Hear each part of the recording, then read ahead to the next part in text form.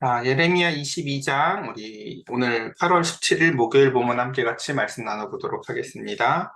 먼저 처음 이제 우리가 지금 보고 있는 그 말씀이 이제 그 단위가 있는데 21장부터 이제 23장까지의 큰 주제가 뭐냐면은 이제 언약의 의무인 공의와 의가 실종되었다라는 이야기입니다.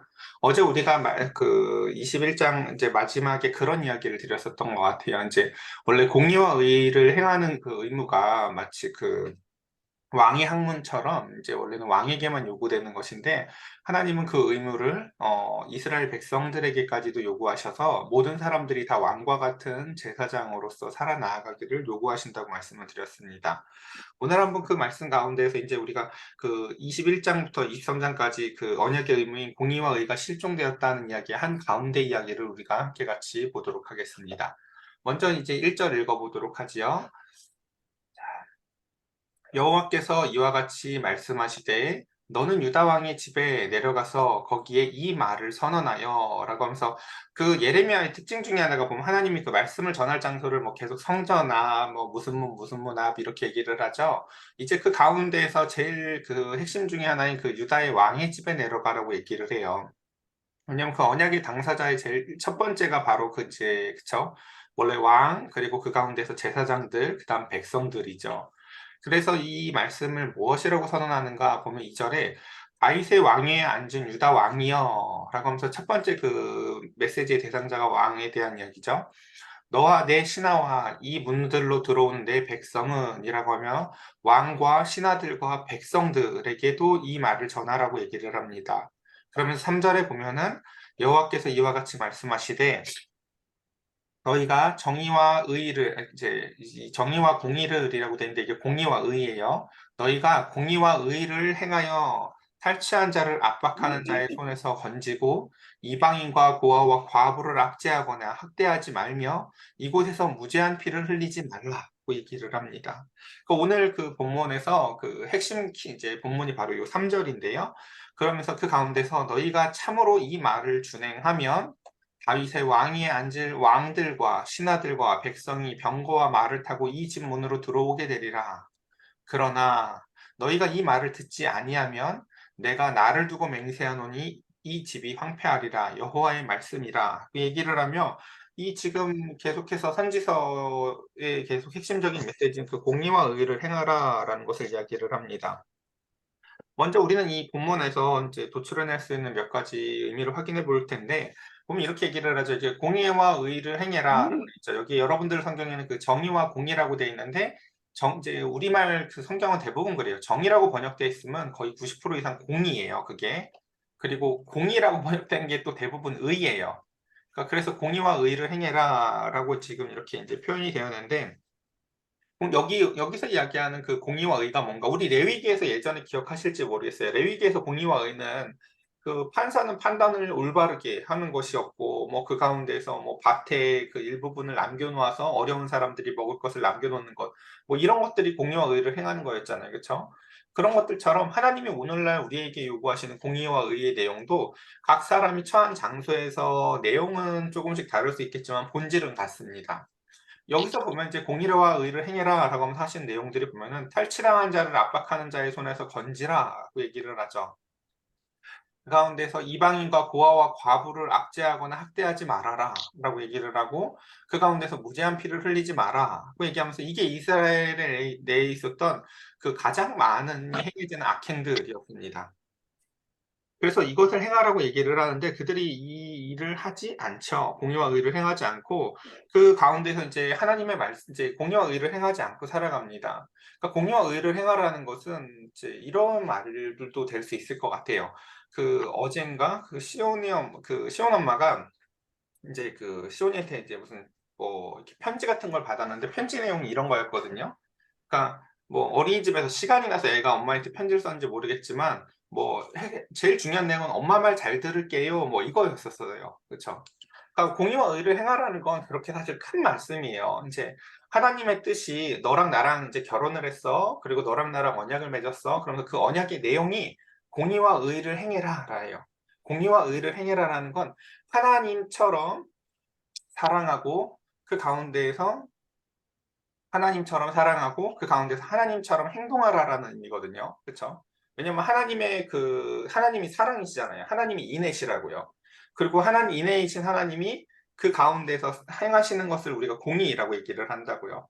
그러니까 참된 지혜를 가지고 참된 사랑을 가지고 행하는 것이 바로 공의와 의인데, 그리고 그것을 신실하게 변하지 않고 우리가 불안해할 필요 없이 살아나가는 것이 바로 공의와 의인데, 그렇게 살아나가야 할 우리에게 있어서 하나님이 그런 분이시기 때문에 너희도 그렇게 거룩하라고 이야기하시는 게 공의와 의인데, 그 가운데서 그 내용들이 바로 이렇습니다.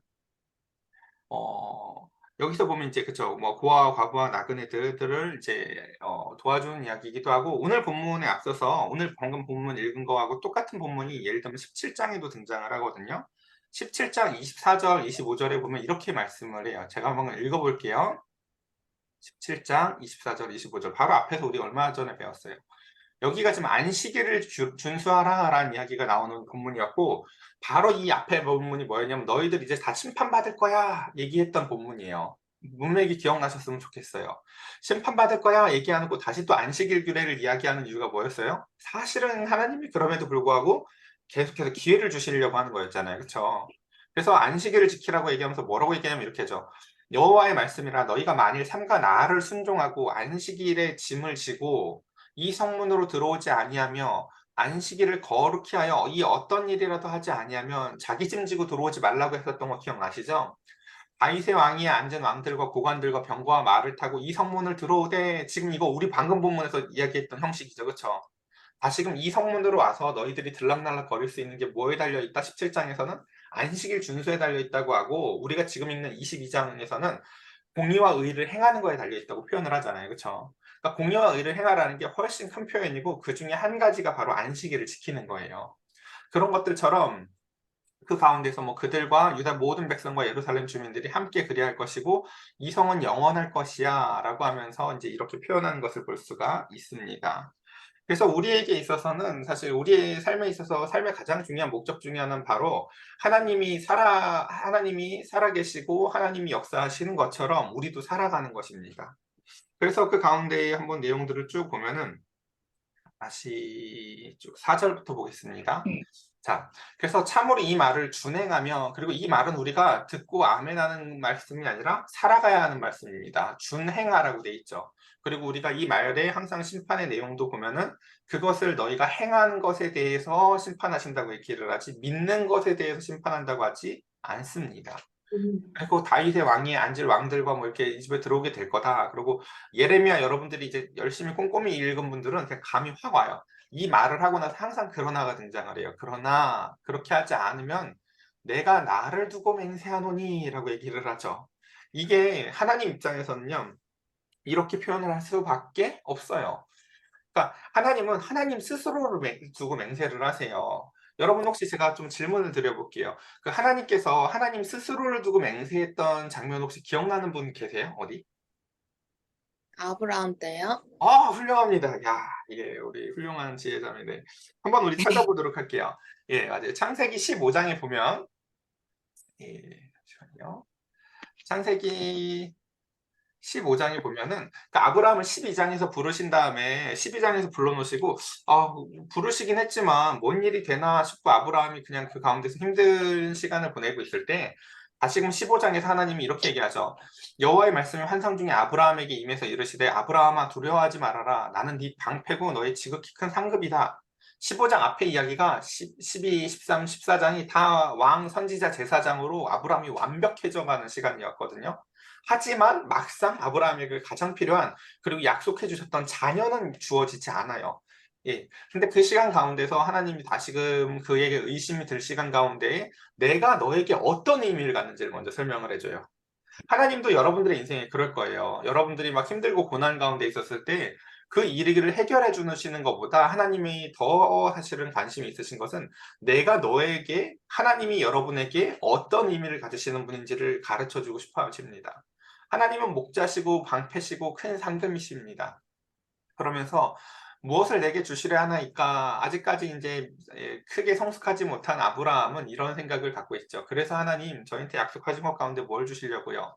그러자 나는 상속자가 없습니다. 이 다메섹 엘리에셀이 내 상속자가 되겠죠? 라고 얘기를 하자 하나님 그게 아니다. 내가 너에게 약속한 것을 나는 반드시 지킬 거야. 얘기를 하며 그를 이끌어서 밖으로 나가서 그 가운데에서 그 하늘의 밤하늘의 아름다운 별들을 보여주면서 저 별들을 셀 수 없는 것처럼 네 자손도 셀 수 없도록 많아질 거야. 네 눈에 지금 아무것도 보이지 않지만 말입니다.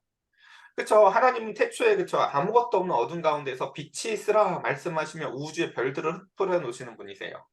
그것처럼 하나님께서는 자녀 하나도 없는 아브라함에게 있어서 역사와 시간의 공간 가운데에서 내가 저 아브라함을 통해서 이 땅에 별과 같이 많은 자손들을 낳으리라 라는 것이 사실 결단코 어려우신 분이 아니세요. 하지만 하나님에게도 어려운 점은 교제를 하고 사랑을 해서 나를 사랑하는 사람을 만드는 데에는 하나님도 시간이 걸려요. 그리고 하나님도 그 가운데서 사랑을 세심하게 부으셔야 돼요. 그래서 이 이야기 가운데 아유 죄송해요. 제가 너무 설명이 길었네요. 짧게 할 거니까 그냥 쭉 넘어갈게요. 근데 그 가운데서 아브라함이 이제 이것을 믿기가 굉장히 어려운데 그 가운데 하나님이 약속을 하는 그 방법이 기억하실지 모르겠어요. 그 고기를 그쵸. 소면 소 이렇게 딱 그 쪼개 가지고 고대 근동에서는 이제 약속을 이렇게 한다고 했죠. 약속을 이 약속이 유효하다는 것을 우리가 고대금동 당시에서는 우리의 양심에 공증할 수밖에 없다고요. 그러니까 사람들이 뭔가 그 외부의 두려움 이런 것을 통해서 그러니까 짐승을 반으로 쪼개요. 그래 가지고 내장을 갈라지고 그 가운데서 피가 철철 흐르겠죠. 그럼 짐승을 이렇게 길을 내요. 반을 쪼개 가지고 소를 한가운데를 쪼개서 길을 가운데를 쭉 내 가지고 그 사이를 약속의 당사자 두 사람이 손을 잡고 걸어가면서 지금 이 약속을 어기는 사람은 바로 이 소처럼 될 거야. 이렇게 갈라져 죽게 될 거야. 라는 저주가 바로 고대근동 당시의 약속의 방식이었는데 하나님은 그 저녁에 이제 아브라함과 이렇게 약속을 하시길 원하는데 그 약속의 형태가 어떠냐면 바로 15장에 이렇게 얘기를 하죠. 17절에 보면은 해가 져서 어두울 때에 그쵸. 아까 우리가 그 별을 보고 하나님이 아브라함에게 설명했잖아요. 똑같이 그 어두울 때에 연기 나는 화로가 보이며 라고 하면서 우리가 출애굽기에서 보면 하나님은 눈으로 볼 수가 없죠. 그래서 하나님이 자신의 임재의 형태만 보여줘요. 근데 그 불이 타는 횃불이 쪼갠 고개 사이로 그러니까 이 타는 횃불이라는 건 모세가 보았던 그 작은 그 떨기나무 불과도 똑같은 거예요. 하나님이 하나님의 임재를 불꽃으로 보여주세요. 근데 그 가운데에서 그 쪼갠 고기 사이로 혼자 지나가시는 걸 우리가 볼 수가 있죠. 그러니까 이 약속은 내가 너랑 혼자 봐서 넌 안 지키면 너 이렇게 돼라고 하면서 하는 약속이 아니라 하나님이 하나님 스스로에게 다짐하시고 약속하는 거예요.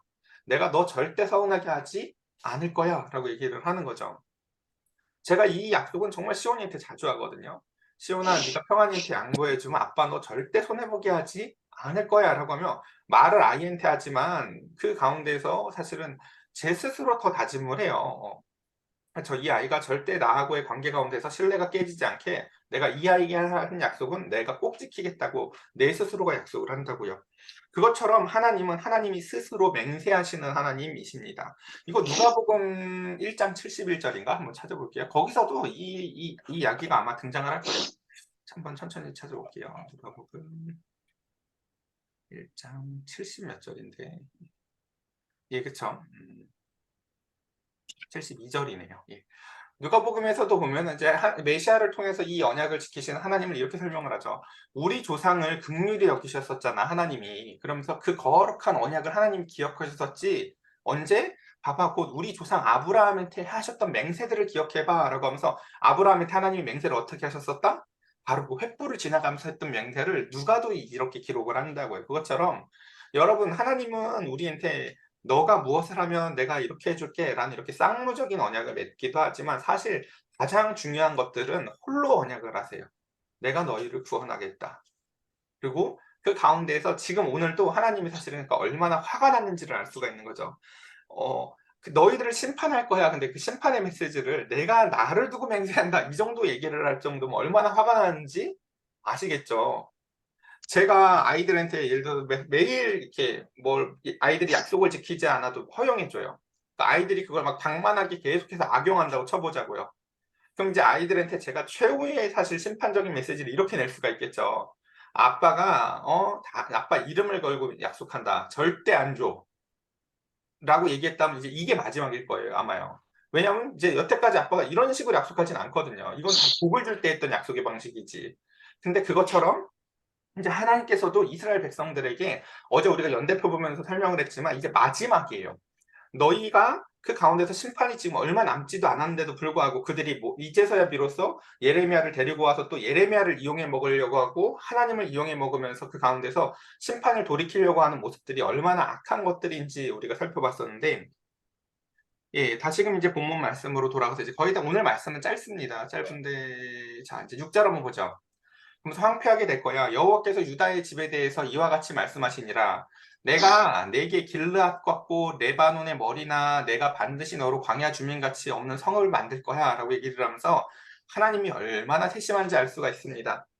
우리 막 제가 뭐 부부싸움을 여러분들의 부부싸움을 내가 본 적은 없지만 이제 이런 거라고 쳐보자고요. 평소에 이제 시간 지나서 다 그냥 시간이 지나가면서 그 가운데서 삶을 영위하다가 드디어 어떤 싸우는 시간이 됐는데 그때에 비로소 '아 저 사람이 저것도 알고 있었어? 아 저 사람 눈에 저게 저렇게 보였구나.'라는 게 하나씩 툭툭 튀어나온다고 쳐보자고요.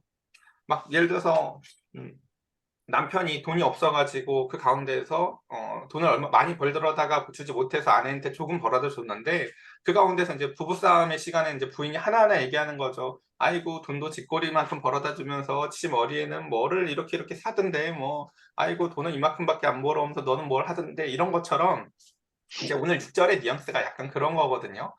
야, 너희들은 하나님의 공의와 의는 행하지 않으면서도 내가 너희들 사실 다 보고 있었는데 너희들 성전 짓고 나서 그다음에 너희들 왕궁 지을 때의 모습을 보니까 마치 왕의 집에 대해서 이와 같이 말씀하시니라라고 하면서 네가 이게 사실 그쵸.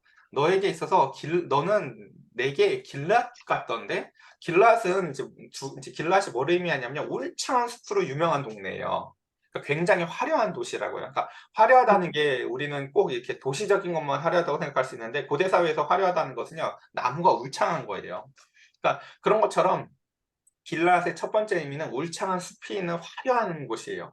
근데 길랏 같다는 것은 이들이 지금 저도 이거 여러분한테 그림 그려서 너무 보여드리고 싶은데 이제 그 왕궁을 짓는데 왕궁은 이제 왕궁의 핵심 재료 중에 하나는 레바논이라는 지역에서 제일 유명한 게 백향목이거든요. 그 유명한 그 백향목이라는 나무로 인제 막 대들보들을 써 가지고 그 가운데서 왕궁을 짓고 왕궁 밖에 정원은 길라처럼 그 울창한 숲처럼 아름다운 정원을 만들어 가지고 큰 숲처럼 만든 거예요. 그러니까 하나님이 지금 이제 성전을 짓는 것에는 사실 공력을 적게 들이고 그 가운데서 자기의 왕궁을 짓는 데에는 어마어마하게 노력을 한 이들에 대해서 사실 마음에 조금 서운한 게 있으신 거죠. 그러니까 그들의 행태를 보면서 근데 말을 꾸짖지 않으시다가 이제 심판에 앞서 지금 다 쏟아부으시는 거예요. 뭐라고요? "야 너 길르앗 갔던데 거기 뒤에 보니까 야 니네 거기 또 왕궁은 또 그 레바논에서 백향목을 그렇게 갖고 와 가지고 레바논의 머리냐? 내가 반드시 너를 어떻게 만들 거다? 내가 너를 광야같이 만들어 버릴 거야." 지금 네가 그렇게 그러니까 지금 이것을 그래서 의미론적으로 제가 바꿔서 표현하면 이런 거예요. 길앗은 화려함이고 레바논은 안락함이에요. 이해되십니까? 제가 지금 여기 화면에서 잘 보이진 않지만 지엔의 집의 뒤쪽에 있는 게 아마 소파 같아 보이는데 맞죠, 맞죠, 맞죠. 네. 그러니까 레바논은 마치 소파 같은 안락함의 상징이고 이 길르앗은 예를 들면은 그쵸 뭐 이렇게 명품백 같이 뭔가 화려함의 상징적인 표현이에요. 그런 것처럼 네 삶에 있어서 그 화려한 것들과 너의 그 안락한 것들 있지 다 내가 어떻게 만들어 버리겠다고요? "광야로 만들어 버릴게."라고 얘기해요. 그러니까 우리가 사는 시대의 정서가 이렇거든요. 우리나라가 뭐 자살률도 1위 가운데서 되게 안 좋은 거 1 위가 많아요. 교통사고도 1 위 그리고 그 가운데서 인구수가 줄어드는 것도 1 위. 근데 그 가운데서 하나가 뭐냐면은 압도적 1 위가 뭐냐면은 전 세계에서 1 인당 명품 소비율이 1 위예요. 그러니까 우리나라가 전 세계에서 GDP가 제일 높은 나라가 절대 아니잖아요. GDP뿐만이 아니라 개인도 마찬가지예요. 그러니까 우리나라는 양극화되어져 있고 그 가운데에서도 그러니까 명품을 2 위가 미국이었나 그랬던 것 같은데 기억에 2 위랑도 격차가 꽤 커요. 그것처럼 우리가 사는 시대는 사실은 자신들이 소비할 수 있는 능력보다 과하게 보여주고 싶어 하고 이렇게 길럭과 같은 것, 레바논과 같은 것들을 우리는 과도하게 사실은 추구하는 시대에서 살고 있습니다. 아마 우리 시대에도 하나님께서 이런 말씀들 하실 것 같아요. "얘야 너는 뭐가 어렵다면서 너도 너의 그 길르앗을 봐라. 너 그렇게 레바논을 봐라."라고 얘기하면서 우리가 화려함과 안락함을 추구하는 우리의 삶에 대해서 하나님은 아마 이렇게 지적하시지 않을까 싶습니다. 우리가 추구해야 될 것은 화려함과 안락함이 아니라 하나님의 뜻대로 살아가는 공의와 그것을 신실하게 이어가는 의의 삶을 우리가 추구해야 될 것입니다. 그래서 하나님은 그들이 그렇게 속으로 자랑하는 내 안락함과 화려함을 무엇으로 만들어 버리겠다? 아무것도 없는 광야로 만들어 버리시겠다 말씀을 하십니다. 자, 그러면서 그 가운데서 이제 7절도 보죠. 내가 너를 파멸할 자를 준비하리니 그들이 각기 손에 무기를 가지고 네 아름다운 백향목을 찍어서 불에 던지리라. 이거 어떡합니까? 예. 우리의 안락함을 하나님께서 원수들이 그 가운데서 파괴하도록 만들겠다. 그 말씀을 하십니다. 그렇기 때문에 8절에 여러 민족들이, 그러니까 이런 말씀들이 전해졌으면 우리는 생각을 잘해야 돼요. 그러니까 누가 나의 삶에 들어와서 내 안락함이나 내 화려함을 뺏어가면 때 여러분 우리는 그 대상을 미워하기가 되게 쉽잖아요. 그렇죠? 저놈이 저거 내 거를 왜 가져가지? 저놈이 내 걸 왜 부시지? 아니에요. 이 예레미야 뒤를 보세요. 그 배경이 사실 하나님인 경우가 되게 많아요.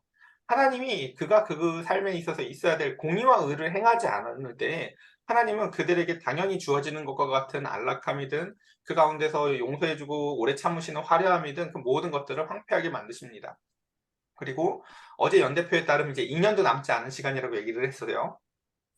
자, 그리고 나서 이제 8절에 보면 이게 되게 심판의 모습을 이야기하는, 이걸 제가 이름을 굳이 붙여보자면 이게 조롱 모티브거든요. 이 조롱의 이야기가 우리한테 되게 가슴 깊이 남잖아요.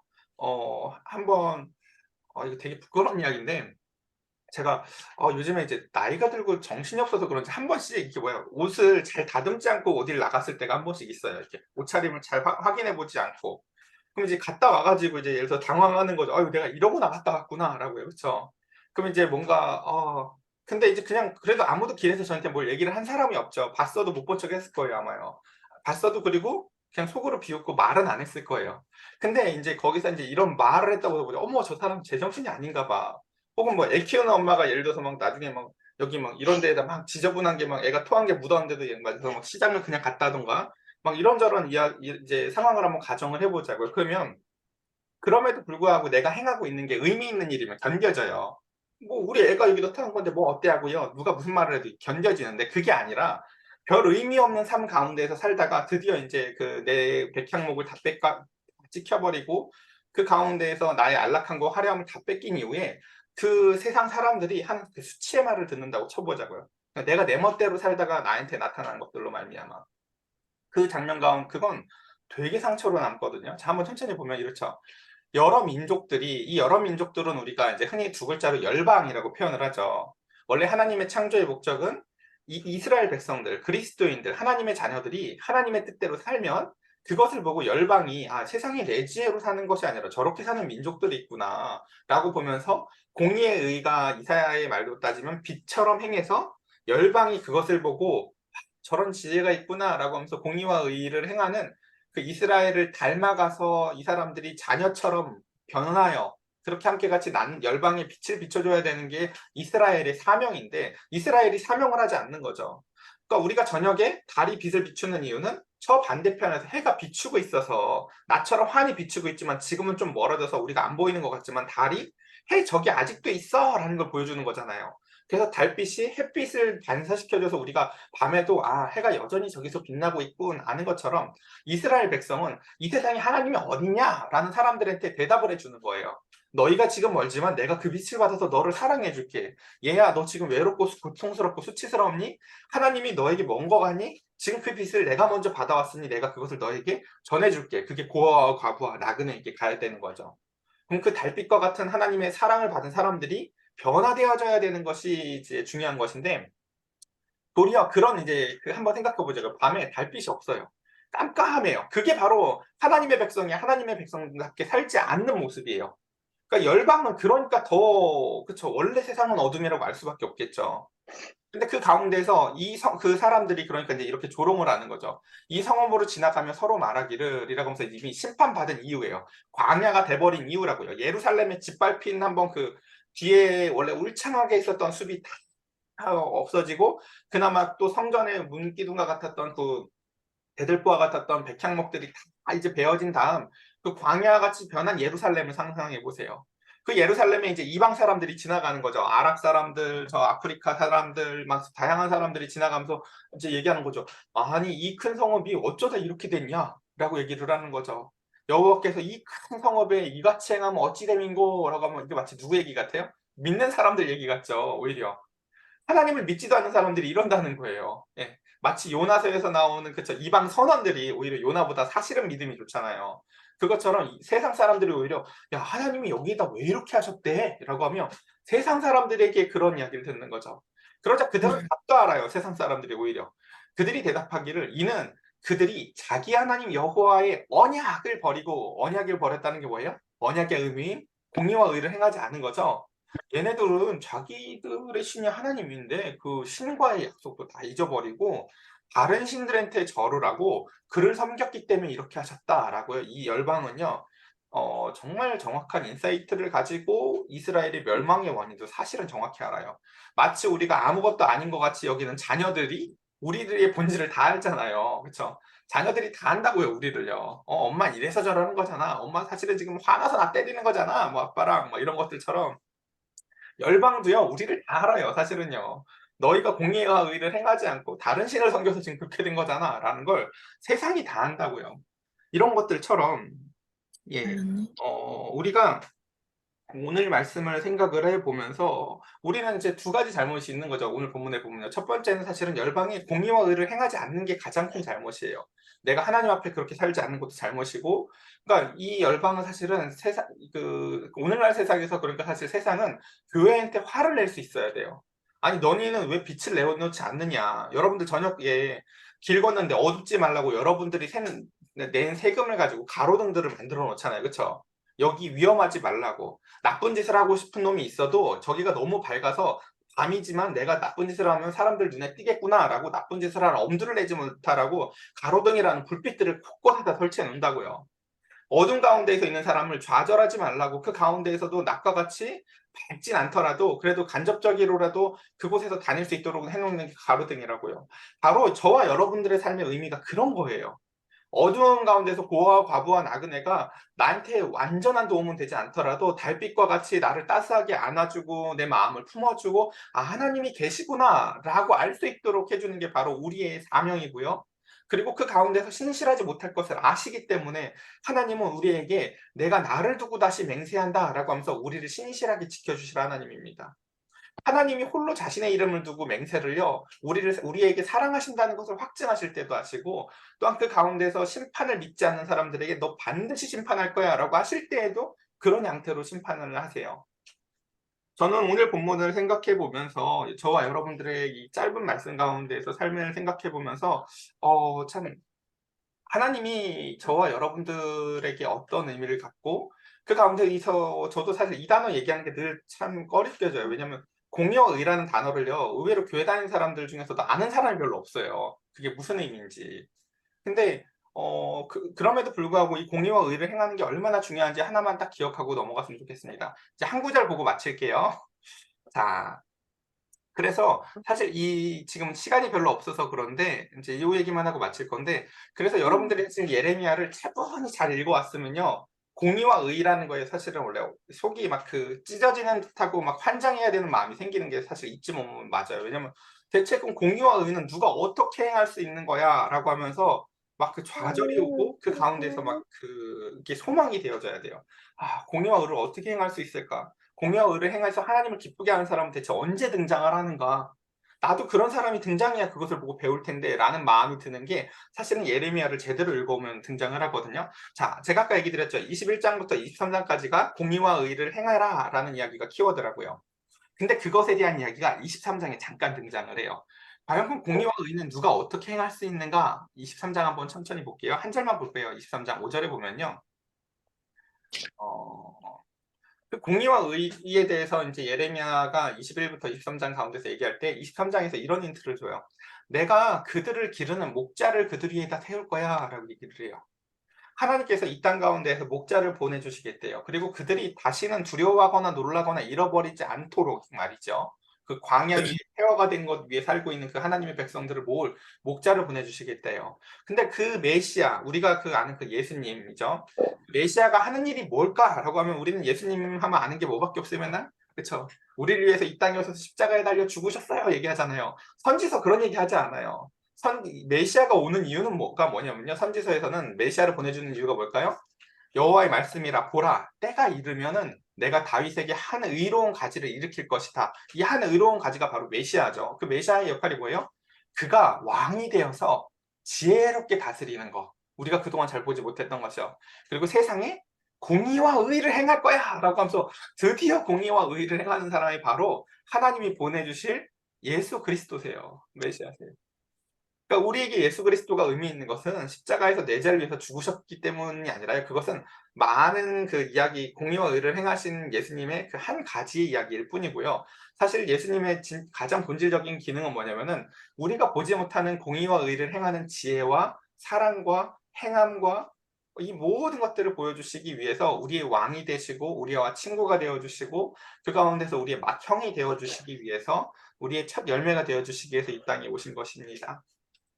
이 말씀을 이렇게 정리해 보겠습니다. 오늘도 저와 여러분들의 삶이 하나님의 햇빛과 같은 은혜를 반사하는 달빛과 같은 삶이 되었으면 좋겠고요. 이 아침에도 짧은 말씀이었지만 그 가운데서 하나님이 우리에게 요구하시는 것이 얼마나 간절하고 깊은지 죄송해요. 말씀이 하나 더 생각났어요. 하나만 더 볼게요. 예, 역대상도 하나만 보고 마치도록 할게요. 여러분 출근해야 되는 거 아는데 역대하 34장 요 말씀만 보고 마칠게요. 역대하 34장에서도 보면은 이제 지금 이제 예수님 말씀과 다르게 예수님 말씀과 하나를 더해서 보면 이런 말씀이 등장을 하거든요. 역대하 34장이 어떤 말씀이냐면 우리가 지금 이 예레미야의 사역 시작이 그 요시야 왕 13년이었잖아요. 그 요시야 왕이 뭘 한 그 왕이었어요? 정말 오랜만에 종교개혁을 한 왕이었잖아요. 이거 근데 제가 말씀만 드리고 본문을 안 본 것 같아서 한번 그 본문 한번 짧게 세 구절만 보고 마칠게요. 34장에 보면은 역대 34장에 보면 요시아가 왕위에 있은 지 18해에 그 땅의 성전을 정결하게 하기를 마치고 하면서 이제 그가 이제 이전 왕들까지 이제 삶이 개판이었어요. 그러니까 이제 우리 지금 현대 사회로 따지면 인수위원회가 제대로 무엇을 인수인계 되지도 않고 이 나라의 건국 정신이 뭔지도 잊어버리고 그냥 정말 그 권력만 누리면서 개판으로 살던 나라 가운데서 요시아가 이제 성전을 정결하게 하고 청소하다가 그 가운데서 여호와의 전을 수리하다가 아샬라의 아들 사반과 시장 마아세와 서기관 요아스와 아들을 보냈는데 그들이 그 가운데서 이제 그 가운데 쭉 넘어가서 보면 14절에 보면은 무리가 여호와의 전에서 헌금한 돈을 꺼낼 때라고 하면서 이제 청소하다가 헌금통 같은 게 나온 거예요. 그러니까 근데 거기서 뭐가 나와요? 그 여호와의 전에서 헌금한 돈을 꺼낼 때 제사장 힐기야가 모세가 전한 여호와의 율법책을 발견했다고 얘기를 하죠. 이거 원래 우리 성전 이 율법책 어디에 있어야 돼 원래요? 그렇죠? 그 지성전 안에 원래 법계 안에 있어야 되는 거잖아요. 그렇죠? 근데 그게 지금 사람들이 이제 하나님의 말씀이 상징적으로 변해버리고 그 가운데서 보지도 않고 관심도 두지 않아서 그 가운데서 이게 원래 있어야 될 장소도 아닌 헌금통 안에 그쵸 먼지가 가득 쌓인 채 아마 막 거미줄 쳐져 있을지 모르겠어요. 그렇게 어디에 처박혀 있는지도 모른 채 있었던 성경책을 발견하게 됩니다. 이 율법책을 발견하게 되고 그가 드디어 그것을 찾아서 읽습니다. 그래서 힐기야가 서기관한테 얘기해서 그 책을 사반한테 주고 사반이 책을 가지고 왕한테 나가서 왕이 이르되 종에게 명령하신 종들을 다 중행하였나이다 라고 얘기하자 17절에 여호와여 주의 전에서 발견한 돈을 쏟아부으니까 이런 일이 있었습니다 라고 얘기를 하면서 서기관 사반이 왕에게 아뢰어 이르되 제사장 힐기야가 내게 책을 주더이다. 사반이 왕 앞에서 그것을 읽으니까 드디어 어떻게 돼요? 19절에 왕이 그 율법의 말씀을 듣자 곧 자기의 옷을 찢었다. 이거 무슨 표현인지 아시겠죠? 드디어 그러니까 어느 날 청소를 하다가 말씀책을 찾았고 말씀책을 찾아서 그것을 왕이 읽고 들으니까 그 가운데서 마음이 찢어지는 거예요. 드디어 하나님의 마음이 그에게 임해서 그가 왕으로 살 수 있는 동력이 어디서 나왔어요? 바로 말씀으로부터 나왔습니다. 오늘 여러분들에게 요구되는 것도 이런 것들이에요. 물론 요시아의 개혁이 제한적이에요. 제도를 개혁하고 끝나요. 사람들이 마음까지 변하지는 못해요. 하지만 그럼에도 불구하고 그 첫 동력은 항상 어디서 나오냐면 바로 여러분들이 이 시간에 말씀을 듣고 그 가운데서 내 마음을 찢어서 그 가운데서 하나님의 뜻이 나의 마음 가운데서 임할 때에 여러분들의 오늘 하루의 삶이 어제와 다른 옛 옷이 찢어지고 새로운 삶을 살 수 있게 될 것입니다. 제가 기도하고 마치겠습니다. 하나님, 우리 사랑하는 성도들 이 아침 또 이렇게 참 큐티 시간 치고 너무 길게 또 함께 같이 가졌는데 주님, 이 시간 가운데서 들은 말씀들을 오늘도 생각하며 살길 원합니다. 우리의 삶의 목적이 공의와 의를 행하는 것이며 그 가운데에 하나님의 사랑을 우리의 마음에 그 인애를 품고 그것을 행하고 그것을 신실하게 주님에게 의지하며 우리가 달빛과 같이 살아나가길 원합니다. 하나님이 보이지 않는다고 원망하는 자들에게 하나님의 사랑의 손길이 되기를 원하고 아빠가 없다고 우는 자에게 우리가 하나님, 아비와 같은 은혜, 아버지와 같은 하나님의 손길이 되기를, 남편이 없다고 홀로 울부짖는 자에게 하나님, 남편과 같은 하나님의 은혜를, 그 가운데에서 자신의 고향이 없다고, 이곳에는 내 거처가 없다고, 마음둘 곳이 없다고, 외롭다고 부르짖는 자들에게 우리의 본향인 하나님 아버지의 숨결과 같은 은혜들이 우리를 통해서 세상에 전달되길 원합니다. 주님, 우리가 사랑에 사랑을 더하고, 가족을 품게 하시고, 이웃을 품게 하시고, 그 가운데 근원 가운데서 하나님의 말씀이 있게 하시고 하나님이 있게 하여 주시옵소서. 우리 사랑하는 올바른 교회 한 성도 한 성도에게 주님 강력한 팔로 붙드사 저들의 마음 가운데 말씀이 흥황하여 옛사람의 옷이 찢어지게 하여 주시옵소서. 우리 주 예수 그리스도의 이름으로 기도드렸사옵나이다. 아멘. 아멘. 네, 오늘도 죄송해요. 짧게 하려고 했는데 우리 이렇게 길어져 버렸네요. 네, 어서 출근 준비들 잘 하시고 네, 오늘도 여러분들 위해서 제가 열심히 기도하겠습니다. 네, 아멘. 안녕. 안녕.